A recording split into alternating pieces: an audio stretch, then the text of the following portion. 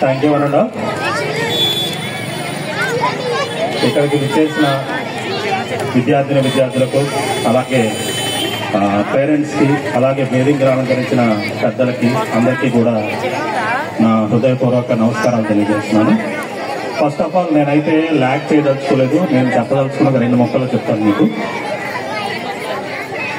Students అంటే రేపటి తరం, రేపటి భవిష్యత్తు అన్నప్పుడు స్టూడెంట్స్ చక్కగా ఎదగాలి అంటే, వాళ్ళ భవిష్యత్తు బాగుండాలి అంటే ముఖ్యంగా తల్లిదండ్రుల బాధ్యత ఎంత ఉందో గురువుల బాధ్యత అలాగే ఉంటుంది.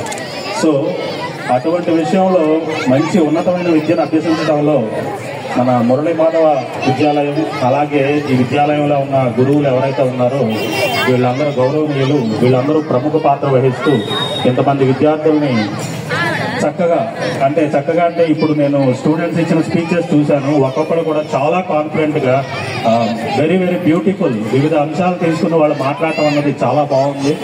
సో ఆ స్టూడెంట్స్ మాట్లాడిన తీరు బట్టి స్కూల్లో ఎడ్యుకేషన్ సిస్టమ్ ఎలా ఉంటుంది అన్నది మాకు ఒక అంచనా వస్తుంది. కాబట్టి ఇంత ఉన్నతంగా స్టూడెంట్స్ అందరినీ తీర్చిదిద్దుతున్న మురళీ మాధవ్ విద్యాలయం వ్యవస్థాపకులు మన మురళీధర్ గారికి అలాగే ప్రిన్సిపల్ గారికి అలాగే ఇక్కడ ఎవరైతే టీచర్స్ ఉన్నారో వాళ్ళందరికీ కూడా ధన్యవాదాలు తెలియజేస్తున్నాను.